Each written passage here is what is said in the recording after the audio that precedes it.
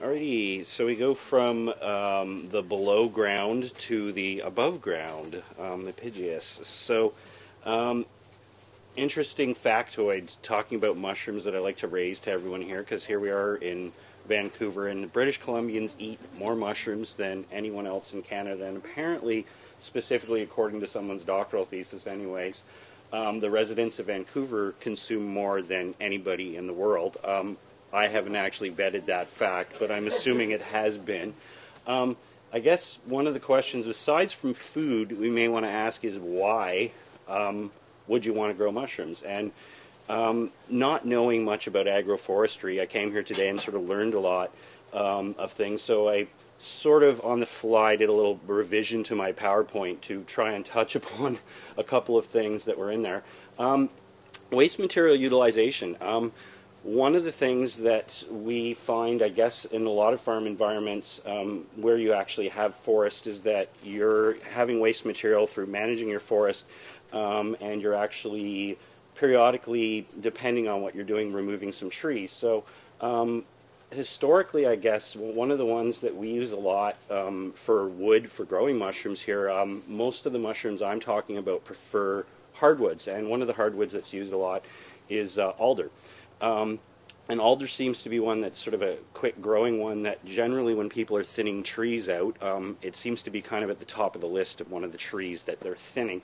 And historically it's often been used as firewood by people. So I guess, for me, growing mushrooms off it is a better use than firewood. There's lots of other stuff you can burn that's much less friendly to growing mushrooms. I guess also here we have this is a log that's colonized with shiitake mushrooms. It's not sort of a standard log that I'd grow on, but it's kind of an attractive little thing to work into the garden as far as the aesthetics, which we talked about earlier as part of your landscape. Intercropping is another interesting thing to touch upon. There are certain species of mushrooms. One of them, it's known as a Stropharia rugoso annulata, which is called a wine cap, that's been interplanted with a lot of crops, corn being one of them in particular. This is popularized by Paul Stamets. Those of you that know about mushrooms have probably heard of Paul. And it provides apparently some benefit as far as releasing nutrients that aid in the growth of plants, although initially I'll point out when the fungi starts decomposing wood, you're generally putting wood substrate in between the crops, which is basically wood chips. And initially, as it starts breaking down the wood, it's actually robbing nitrogen from the plants. So the timing on sort of setting this up as far as colonizing your wood chips is kind of important for it to really be successful. But it's an interesting concept, and I worked with a few people on the island who are permaculturists who are doing edible landscaping, who are integrating it into some edible landscaping projects for clients there. So I'll know a bit more about how successful that actually is as we progress. Also, certain other mushrooms. This is a yellow oyster mushroom. I'll stick with common names on these, but this is actually fairly tolerant to heat. And one of the growers I know who cultivates it in the Fraser Valley here actually grows it outdoors. Well, I won't say outdoors, but in a semi-shaded greenhouse. And there's actually a fellow that does some urban agriculture stuff. Will Allen down in the States, who has grown oyster mushrooms in various greenhouses, taking advantage of humidity, and some of them are more tolerant to heat than others. It's also a pretty attractive mushroom. Forest management. So one of the roles that mushrooms play in the forest is decomposing organic matter. Most of the ones that we would talk about growing are ones that are saprophytic. They're saprophytes. They're growing off of decomposing organic matter, and that sort of helps in the breakdown and the cycle in the forest. Non-timber forest resources. So that's again getting into one of these ones that like to grow. We harvest. These are called commonly reishi. Ganoderma lucidum, depending who you talk to. We have some native species here in BC, Ganoderma applanatum, Ganoderma oregonense. Ganoderma sugae, that also apparently have medicinal properties. Reishi is widely harvested from the wild as well as cultivated owing to medicinal properties. It's a high value crop, and about 90+% of what we see on the market originates from China, where we don't necessarily have the controls set up as far as ensuring it's organic. There's a few growers in the Fraser Valley who also cultivate this on quite a small scale commercially for production, but it hasn't really, I don't think it's a market that's really been tapped fully yet. Okay, what can you grow? Well, talking about most of them being feeding off decomposing matter, I guess what I'll start with is what can't you grow, or rather, what can't you grow easily? Morels. Okay, there's lots of people that claim and sell spawn for morels, saying that you can cultivate morels in your garden. They're one of the most finicky mushrooms. There have been some people down in the States that have successfully commercially cultivated it, but there's some issues as far as flavor and some other things that apparently aren't found in the cultivated product versus the natural product. Most of the ones are harvested in the wild here from BC. The largest crop of morels we get generally come after fires. So we have fires anytime sort of mid to the late summer. The following spring, generally in May, pickers will descend upon the area, usually using Forest Service burn maps to figure out where last summer's fire was. And that's where they're going to find morels. And really, as far as I'm aware, nobody's been able to sort of successfully duplicate that, although there are people that have patents out that claim there are people that have commercially produced them. But as I mentioned, they don't rival the quality. Although I did speak to a lady in Abbotsford who told me that she had an old barn burned down on her property and actually had morels coming up in the spring, which is interesting too. So I started talking to someone about controlled burns and, you know, selective arson and stuff like that. But it's not really something we probably want to get into. Chanterelles. These are mycorrhizal relationships. So this is one that, although it is possible, you're looking at quite a long commitment. So I don't want to say you can't grow it entirely. I generally would tell people probably no, you can't, but it's not something you really easily are going to ever be able to cultivate. And not that I'm aware of at this time, although I understand from talking to Tom today that there are people that have successfully done it, which is sort of contrary to what I've been telling people, so you learn as you go. Amanita muscaria, another one, not that you would want to cultivate it other than maybe for aesthetic reasons, because it's a pretty attractive mushroom, or you might want to cultivate it for other reasons too, but we won't get into those either. Boletes, one of my favorite mushrooms, another one, complex relationship, not something you're easily going to be able to do. The Italians, the most common one is one the Italians would refer to as the porcini.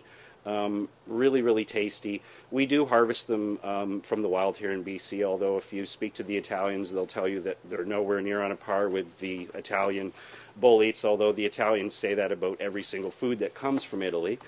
Well, ones you can grow, well, these falls into the Agaricus family, so these would be crimines, which is crimini white button, and your portobellos are all the same genus and species of mushroom. They're different growth rates, different colorations of the same genus and species of mushroom.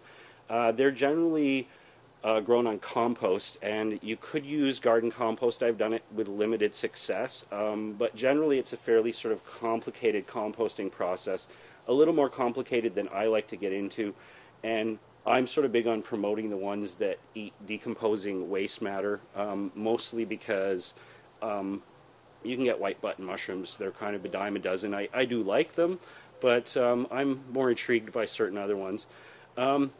This would be, one particular type of oyster that's quite tasty and actually fairly easy to cultivate on waste wood material. Primarily, again, most of the farms here that are cultivating mushrooms are using waste wood material, which it generally tends to be hardwood, and more specifically alder sawdust, supplemented with a little bit of wheat bran and some calcium carbonate or limestone flour, just to sort of moderate the pH as the wood breaks down. This is the wine cap, which I mentioned earlier, and I showed you some outdoors. This is actually planted in a planter where we had some wood substrate underneath the soil, and then it was planted with herbs and actually grew up as the herbs come down. This is at my friend Bill Chalmers' place out in Aldergrove. This is another interesting one, which is basically pasteurized straw, which is inoculated with oyster mycelium. It's just put into a bucket with holes drilled in the side, and it's kind of neat because you can stack them and make sort of a little oyster mushroom tree. It makes harvesting them kind of fun and easy, although not really something that's terribly practical for various other reasons. These are some oyster mushrooms actually grown by a friend of mine here in Vancouver on coffee grounds obtained from the good folks at Starbucks. So that's something that people are doing a lot more research. There's an outfit out of Oakland, California called Back to the Roots that markets kits actually through Whole Foods here that are colonized coffee grounds, and that's something I'm talking to some people out in the Kootenays about doing through a co-op there, because we love the idea of coffee grounds and cultivating on waste coffee grounds. I'm just not so keen on the idea of shipping boxes of waste coffee grounds inoculated with oyster from California down to here. Okay, how do you grow mushrooms? So the next step was we start out with lab culture. Now, this is basically what we call a laminar flow hood, so it's a sterile airflow of air pushed through a HEPA filter where you're doing your culture, in this case tissue culture of a mushroom, which is basically just slicing little sections of young tender mushroom flesh and inoculating petri dishes with an agar malt, well that's not malt actually, that's probably potato, but extract it. It basically grows in the dish, and then actually, yeah, there we go. There's another of the tissue culture cutting the flesh. That then is basically when the dish grows out, we're inoculating a jar. It's sort of hard to see here even for me, but when it's colonized in the dish, we're adding it usually to a jar of some kind of a grain medium. Some people use wheat. Some people use barley. I prefer millet, but really it's grain that's been sterilized in an autoclave, basically to kill off any sort of other pathogenic fungi that may compete until it colonizes. Then that becomes spawn. So the spawn is the grain which is fully colonized, which is generally then used to inoculate a larger quantity of a bulk substrate, which could be wood chips, it could be straw, it could be coffee grounds, or we could also make spawn, take the spawn, and in the case of log cultivation, which is common for shiitake, we are sterilizing wood dowels, which are basically just 1 inch long by about 5 inch diameter birch dowels, and we're allowing the mycelium to colonize that. We're drilling holes in the log, we're inoculating the logs by pushing these dowels into the holes, we're sealing them, and then we're waiting for about a year and a half to find out if we get mushrooms off that log. Now commercially, we do sort of man-made logs or bag cultivation. You'd see some bags back there on the table, which are essentially mushroom kits, but that's also how a lot of commercial growers grow here. The advantage being traditional log-style cultivation has been practiced in Japan for a long time. About in the 50s is when they got into doing dowel cultivation on the logs, but they've been set up for a long time doing this, and a small sort of operation in Japan on log cultivation is 10,000 logs. Not really practical here for us. Also the cycle. So commercially here, when we're doing bag cultivation on sawdust, you're taking about 3 months before your mushrooms are starting to pin and produce, versus a year to a year and a half on natural logs. So for economic reasons here, we're generally not doing much natural log cultivation. I'm not aware of anyone in the Fraser Valley, or which is the hub, incidentally, of mushroom production in BC. Not aware of anyone doing it on natural logs. There are some people down in the States. We did have a fellow out in Slocan, I guess, some years ago that did natural log cultivation for a good few years, but he's out of business now or retired or whatever you want to say. Okay, inoculation. So again, this is back onto the logs.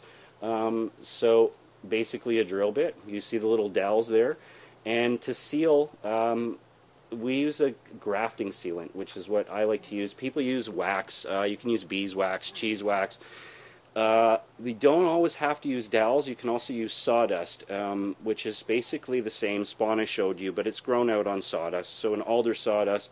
That offers an advantage of faster colonization of the logs, but a disadvantage is when you have bits of grain in the sawdust, you're also using larger holes when you're packing in sawdust. And I've had people who've waited a year for mushrooms to discover that an animal had nibbled wax off the outside of their logs and eaten all the mycelium and the grain out, thereby meaning that they waited a year plus to have nothing happen. So that's why I kind of like dowels, because animals aren't really keen on eating wood.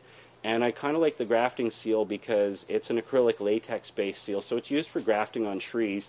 It doesn't actually in any way end up in the end product mushrooms, but it's less likely and harder for animals to get it off. It also remains flexible in colder temperatures in the winter, which is less likely with wax to happen. So here we go. This is at one of the workshops I did in Nelson. And we're just basically drilling. Usually I'd like to use like a drill stop. You don't want to drill the hole too deep. Basically just about sort of a millimeter longer than the actual dowel. In this case they're using some tape as a marker, which I kind of like to do when I'm doing workshops because it makes people drill a little more slowly and not get so overzealous with the drill.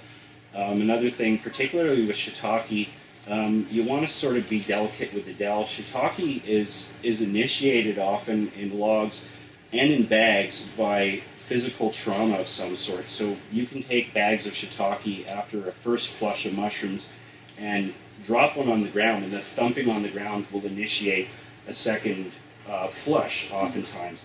And in Japan they've actually experimented with some connection someone made between lightning and mushrooms growing with electrical stimulation of logs with high voltage to try and trigger fruiting. But the long and the short of it is they're tolerant and they're initiated by that to a degree, but too much force, even when I have a jar of shiitake dowels and I'm trying to empty them into sort of a spawn bag, I want to be somewhat delicate with shaking them because too much force can actually kill the mycelium. And same as if you have dowels, oftentimes people are trying to fit dowels into a hole where it might not fit, and their tendency is to want to use a hammer, which often isn't the best thing to do.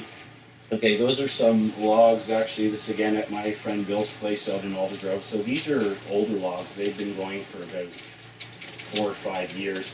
Lifespan of a log, we're usually doing logs that are about 3 feet long, 4 to 6 inch diameter. And they will actually produce for 5 to 7 years or more. The larger diameter you go up to, the longer the logs will last, but they become problematic to move around. And there's reasons you're going to want to move those logs around. Shading, they have to be watered frequently. That's one thing. You have to keep the logs well shaded, and you have to keep them thoroughly watered, particularly in the summer. Even an hour in the hot sun of the summer will kill the mycelium in the log, or can kill it completely, meaning you could wait months to suddenly have your log just get destroyed. This one gets on to oyster mushroom cultivation on straw. And it's pasteurized, actually, straw, which is simply done by heating the water to a pasteurization temperature in a recycled oil drum, which basically I get off an outfit here in town who repurposes old drums by heat treating them and sandblasting them to remove any chemical residue. And we pasteurize. Some people like to use mesh baskets. When I'm doing workshops, because it's usually a group of people, we just actually pack pillowcases with straw.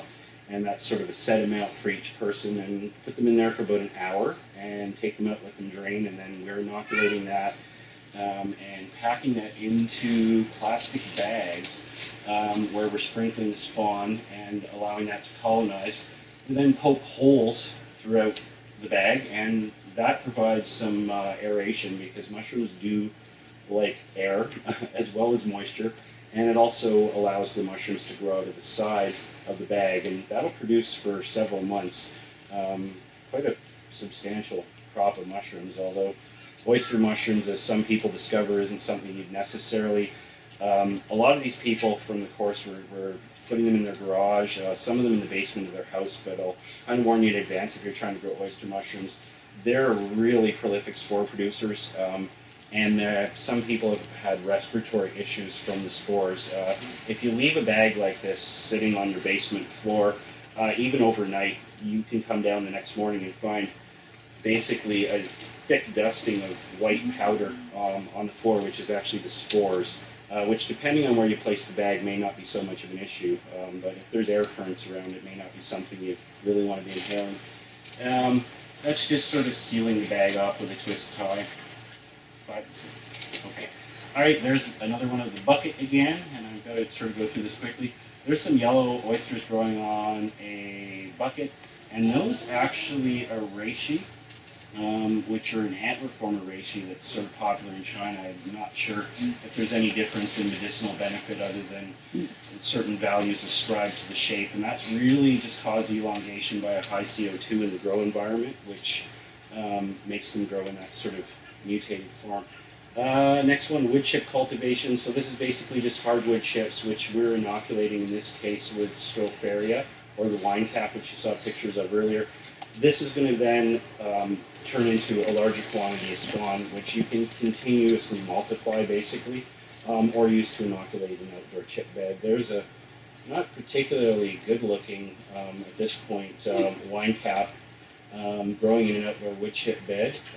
Next one we talk about, actually, this is a fellow power raking and then core aerating a lawn, which is going to inoculate, apparently successfully, with shaggy mains, which are quite a tasty mushroom. They're really easy to identify when you guys probably see them in the wild. They don't last long. They decompose into sort of a black, inky mess in a relatively short period of time, but if you're lucky enough to find them when they're young, they're really tasty.